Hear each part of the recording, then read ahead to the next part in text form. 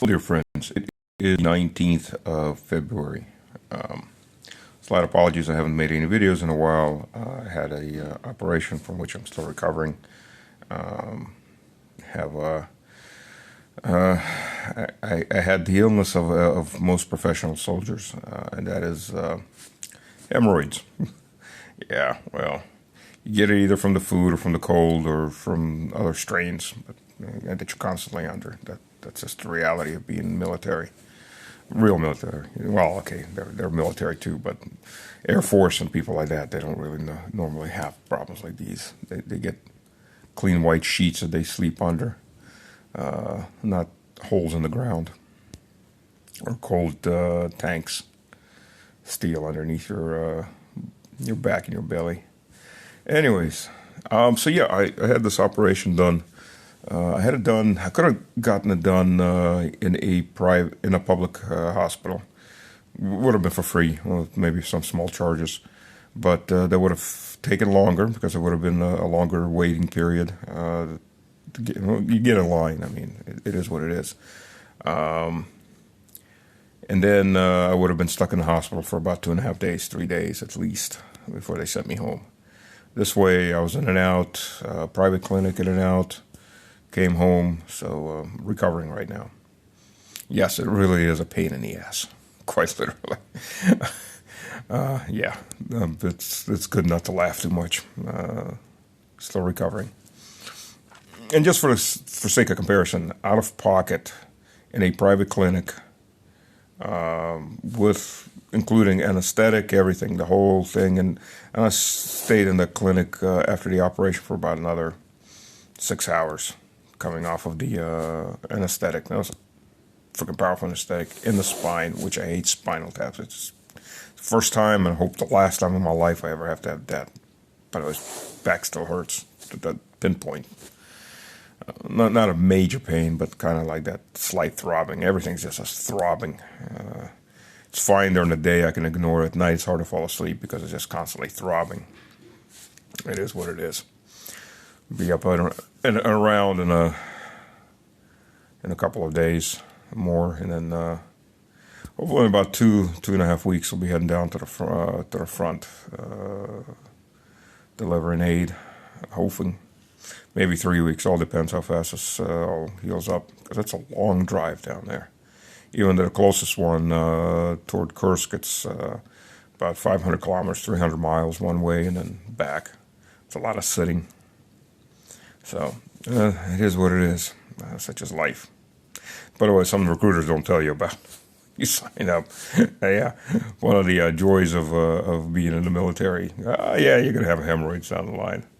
I had the damn things for like 25 years, but it got really bad after New Year's.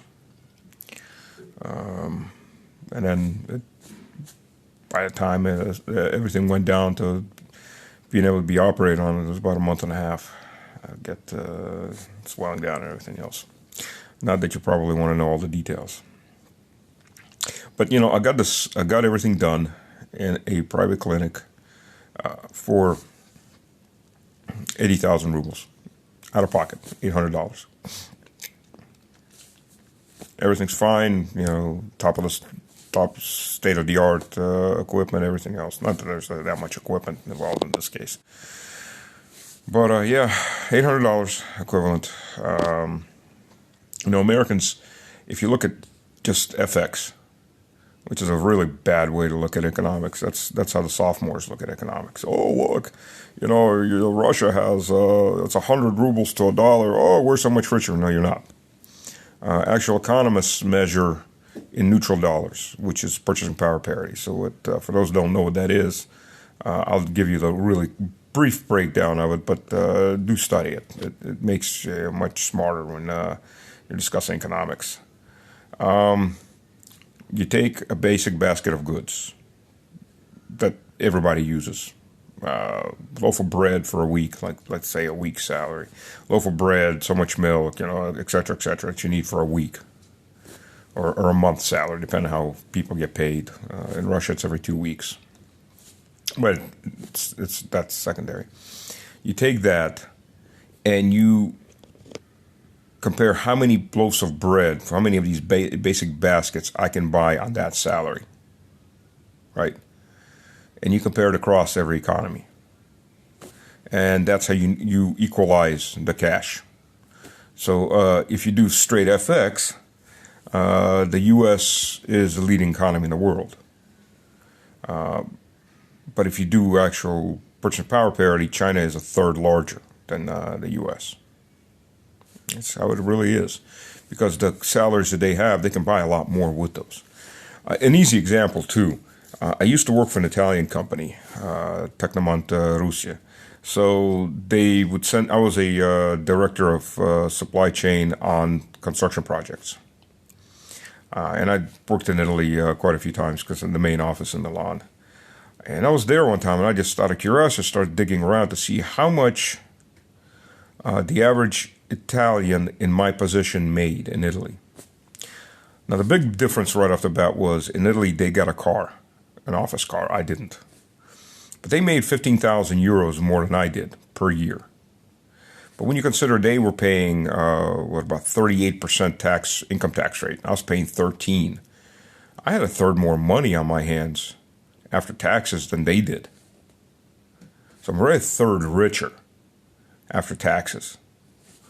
And then, when you compare their costs, well, again, this is 2016, so prices obviously changed.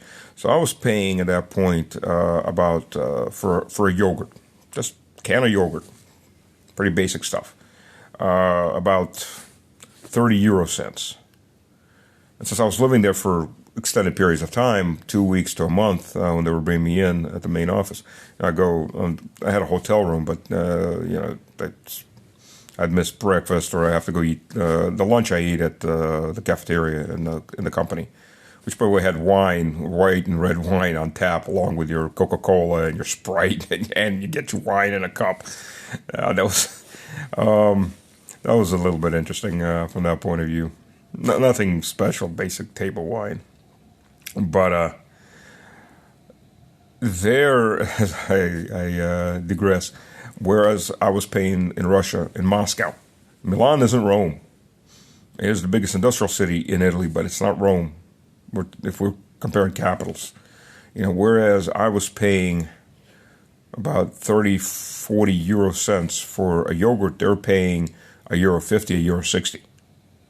So not only am I coming out richer already with actual cash on hand after taxes, but everything costs a third to a fourth of what it costs in Italy. So obviously I'm much richer than they are. It's the same thing as if you look, a high-end salary in Houston is $120,000 a year before taxes. Try living off that in San Francisco or LA or New York. You're poor. So even inside the U.S., you can't do where there's no FX. It's all dollars, right? So, but you can't compare across the U.S. because what's rich in some parts of the U.S. is actually pretty much dirt poor in other parts of the U.S. And $120,000 in some small village in rural Virginia or rural Arkansas, you'd be a pretty damn rich person. Whereas in Houston, you'd be a upper middle class person. Whereas in San Francisco, you'd be poor. Starting engineers in San Francisco make $120,000 a year. Starting engineers out of college. So, I knew when I finished my MBA, with this one Venezuelan guy. Maybe he's Colombian, can't remember his name. Exactly, by the name of Benito. So Benito, unfortunately, wasn't very bright. He finished the MBA on the big project because he was part of our teams, and we just set him in the corner. Don't touch anything. We'll just do all the work. You can get your credit. Just don't, it was easier just let him have the part of the credit than let him try to do any work and then have to fix it afterwards. But he got a job with ConocoPhillips for $85,000 starting. Remember, this is 2006. $85,000 starting. Which not a bad salary for a guy that really had no work experience. He went from undergrad straight to an MBA.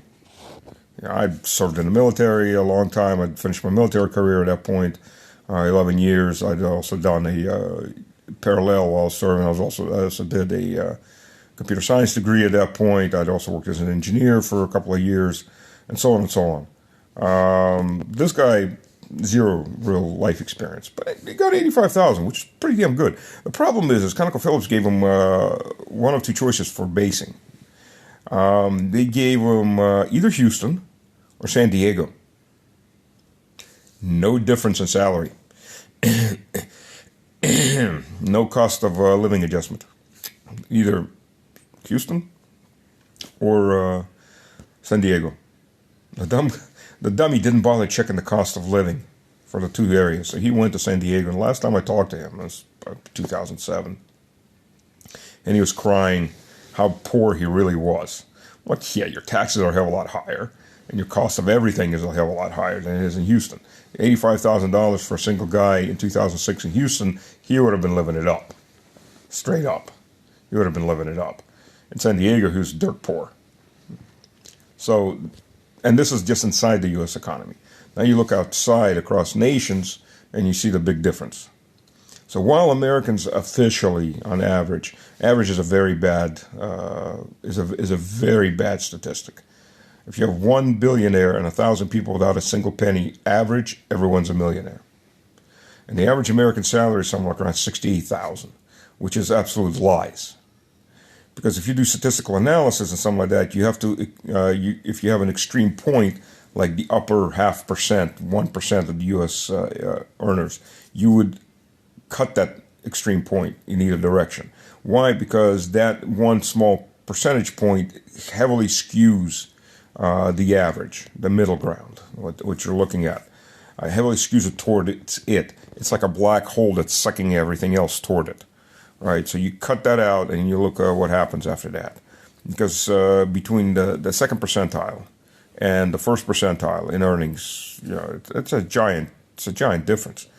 I was making about $87,000 a year when I left Houston in 2010 and moved to Russia and opened up an office for Cameron in Ekaterinburg.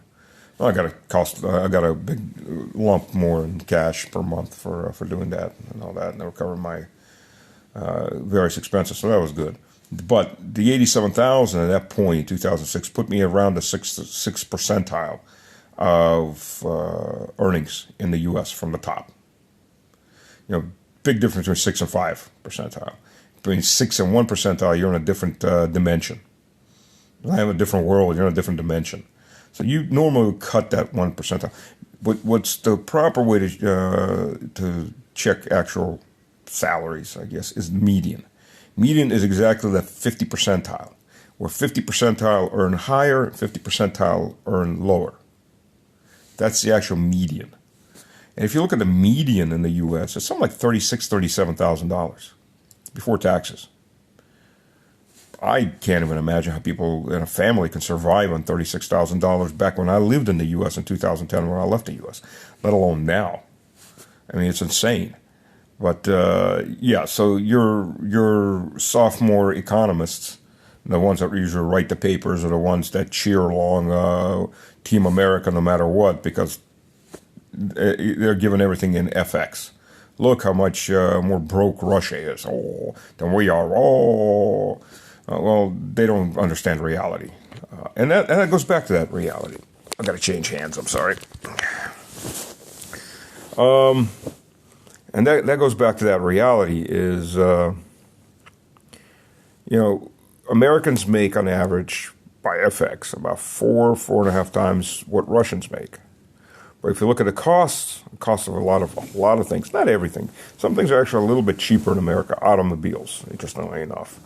Not houses, especially outside the major cities like Moscow and St. Petersburg. Land and houses in Russia are dirt cheap. But the things that you actually need a lot of, like medicine, never mind the free medicine in Russia if you're a legal resident of Russia. You do get that free insurance that takes you to government hospitals. But even if you're paying out of pocket, like I said, this surgery costs $800 for everything. In the U.S., that surgery costs around $15. 20 times more expensive. So you may make 4 times more money, but you're paying 20 times more than I am. Who's richer?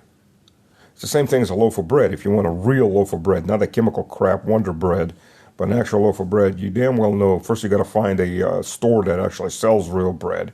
I think Harris Teeter in the South sold real bread. And those loaves were running $4 to $5 back then. I'm sure they're probably about good $7 right now.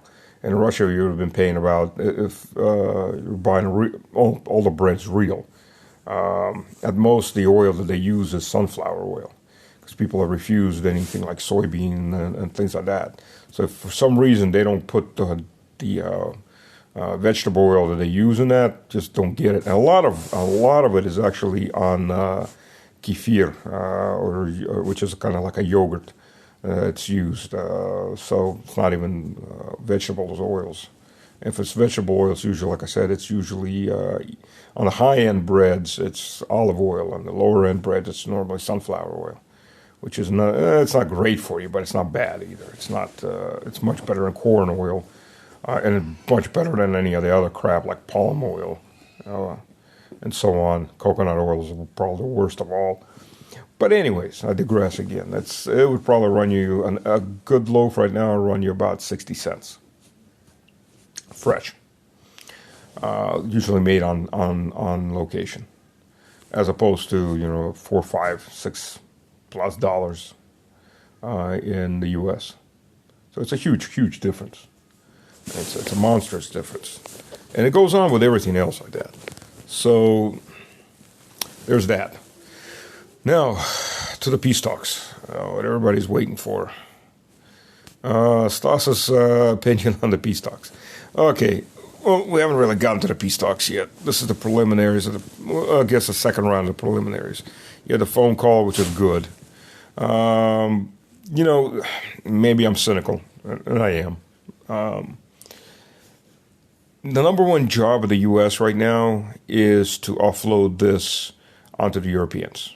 And they are going to do this. The chances of war, of a European-wide war, are actually increasing, not decreasing. And I'll tell you why. Because the biggest break you had on a major, major war between Russia and most of NATO, because not all of NATO would ever fight. Let's be realistic. The Greeks have probably rebelled, the Bulgarians will rebel, and so on. The Turks will probably sit it out unless they get something really good out of it, or unless there's regime change in Turkey. What you're probably looking at is a much larger increase in the chance of a European-wide war. Why? Because the main break on all of that was the fear of nuclear war. Now you're getting that nuclear factor out. First and foremost, because the U.S. says, we're not going to fight. And we're stepping away from this. We're not going to fight. We're not going to put our troops in Ukraine. It's Europe's problem. U.S. started this, of course, and then finagled all the Europeans into it. But now it's Europe's problem. Yeah, anybody that knows anything about history knows the U.S. likes to stir crap up and then walk away. And now it's your problem. Well, for the U.S., it's a win-win. First of all, if they get this $500 billion of resources out of Ukraine in one way or the other, or they confiscate frozen Russian assets and take that as compensation, which is still more than they invested in any which way you want to look at it. Invested plus kickbacks and resale of equipment all over the place. I mean, that's a realistic thing that we're looking at. They're still making a hell of a lot of money off this alone. Two, why not send more equipment to Ukraine? Well, what do you get out of that? Now, if the Europeans are sending equipment, which they lack a lot of, they have to buy it from somewhere, and that would be Uncle Sam.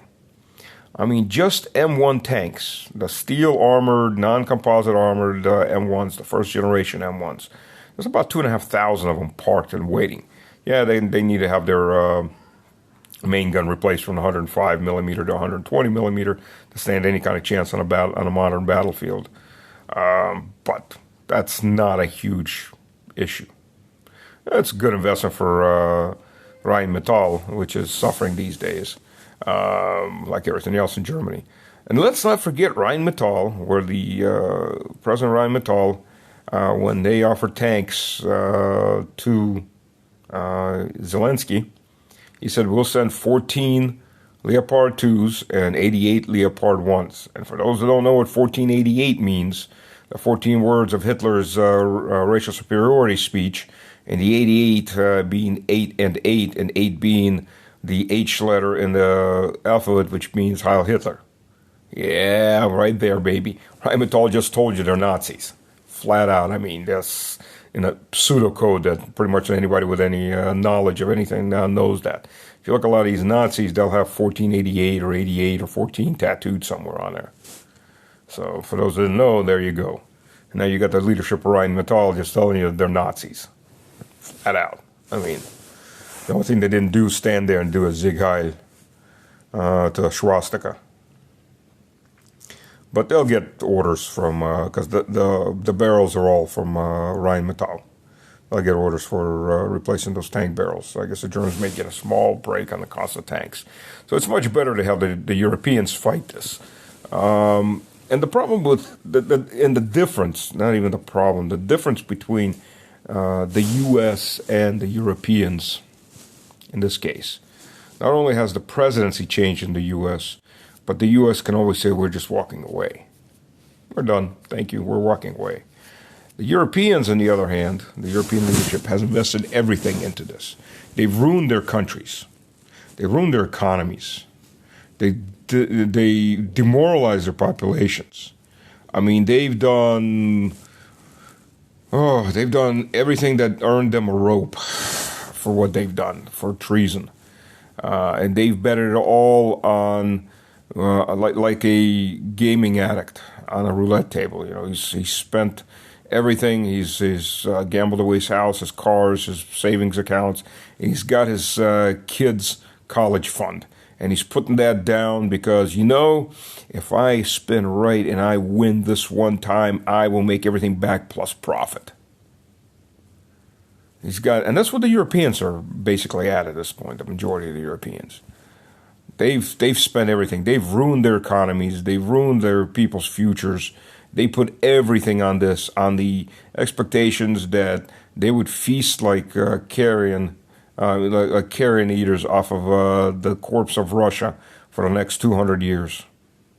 Well, that didn't happen, obviously.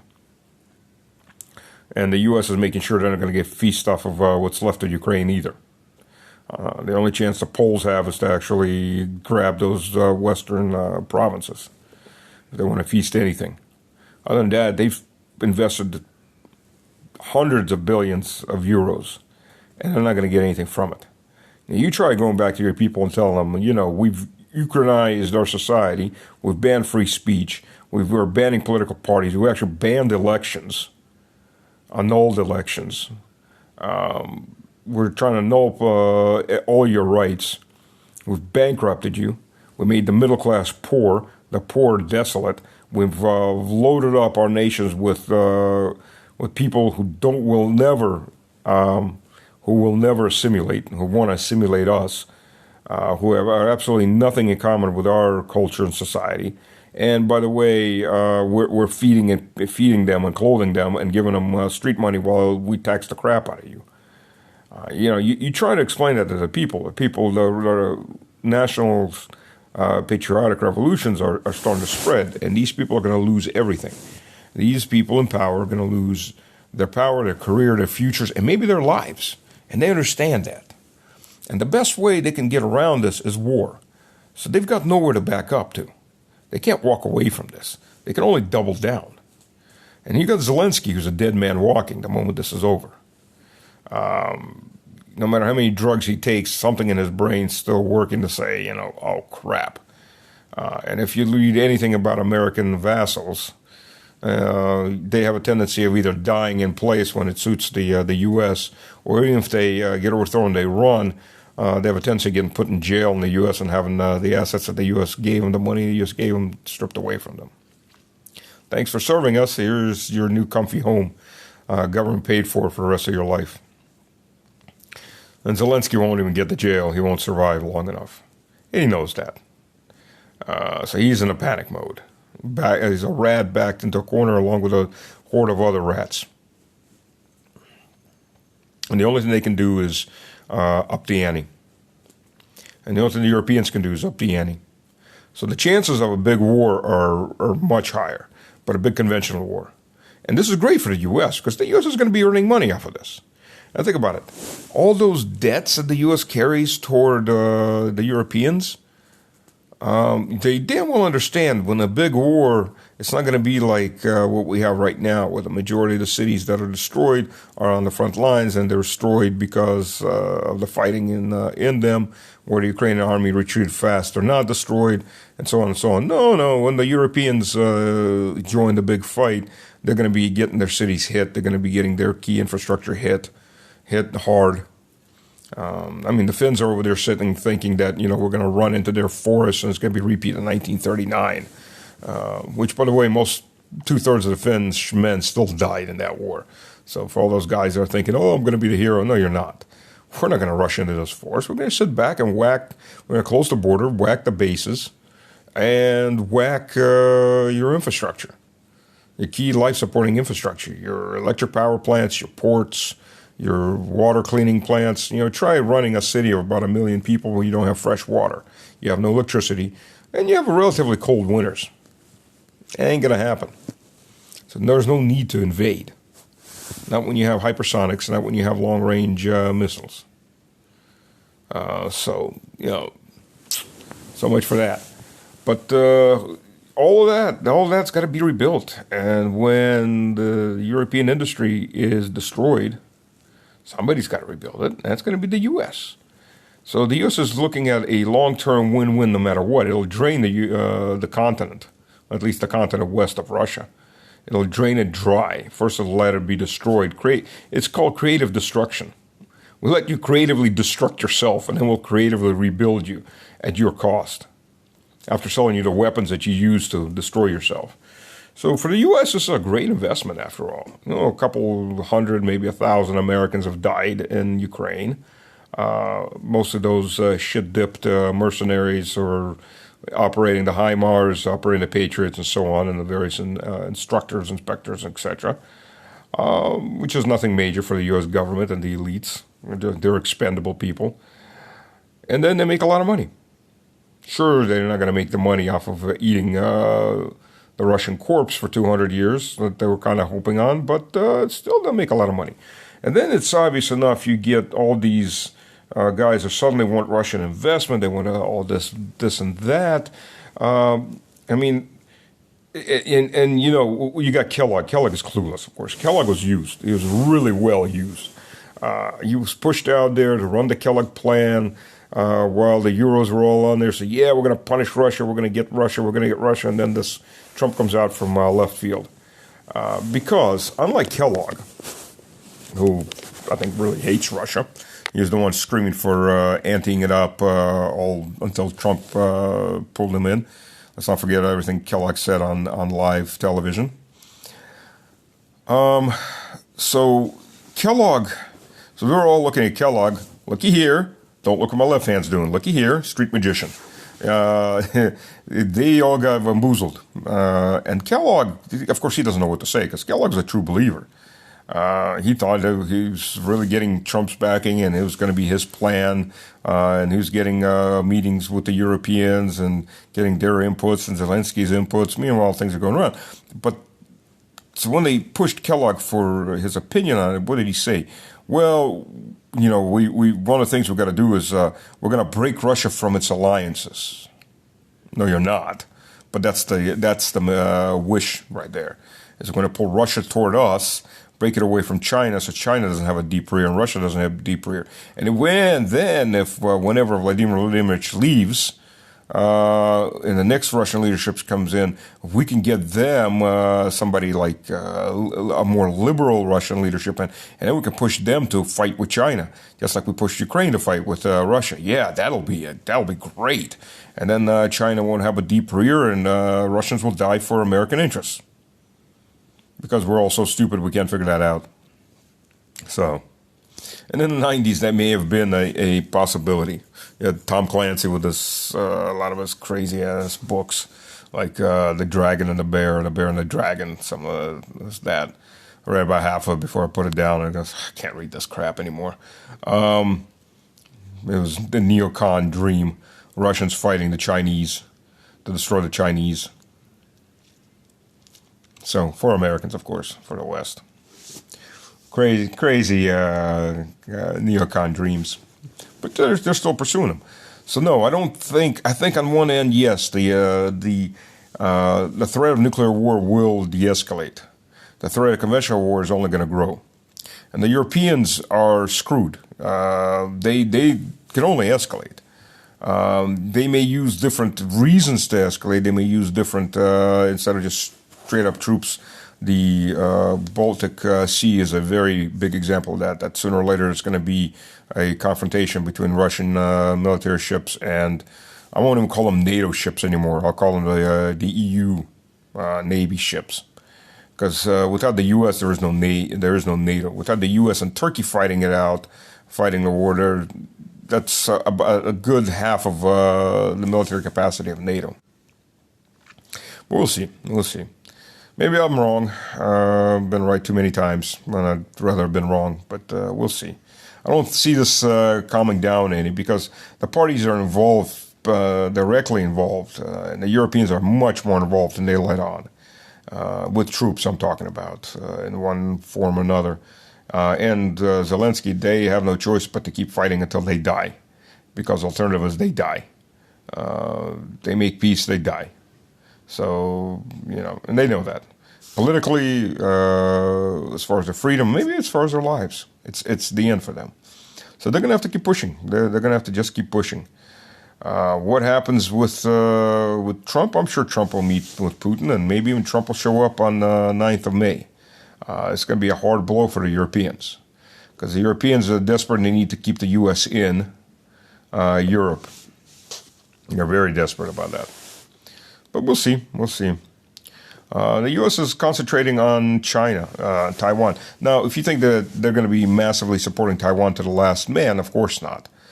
They do need to get a fight going, okay?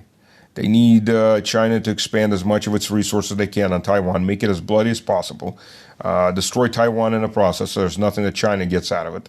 But China gets to expend a lot of manpower, a lot of resources. And their big plan, of course, is to push the Indians to fight the Chinese on the West.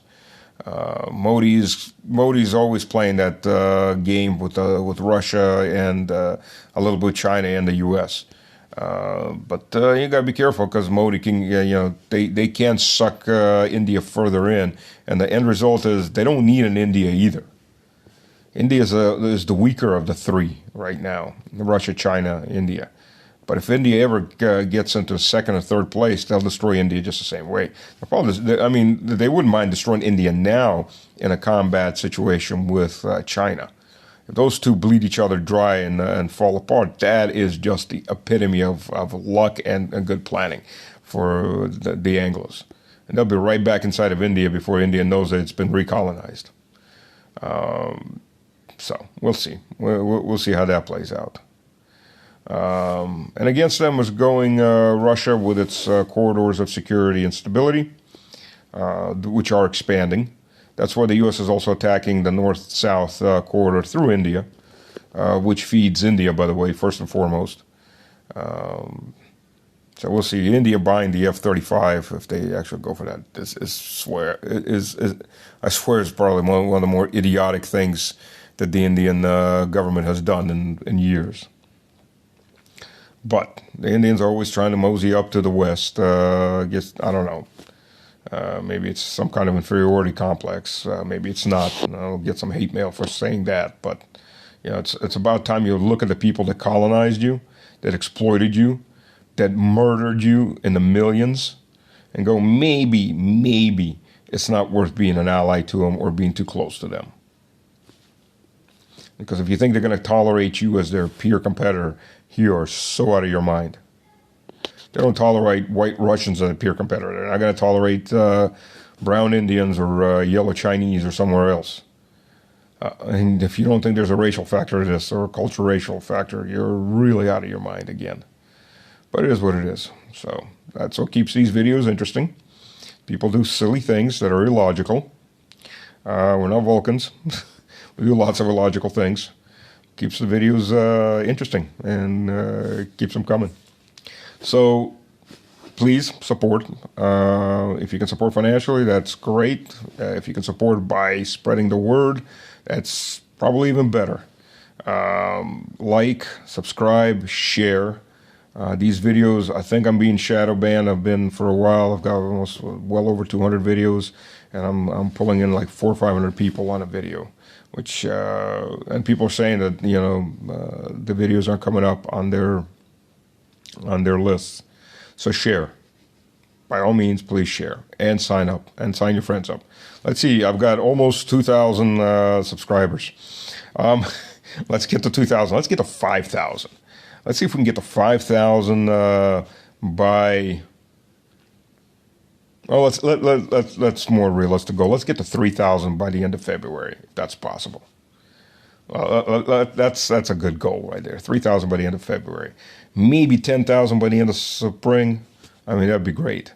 And by the way, I am scheduled to be on the Duran in a week. Well, it's going to do it this week, but obviously I'm not quite recovered yet. Laying in bed is one thing. Sitting at a table is a little bit of a different issue at the moment. Wish me luck. Have fun. God bless. Cheers.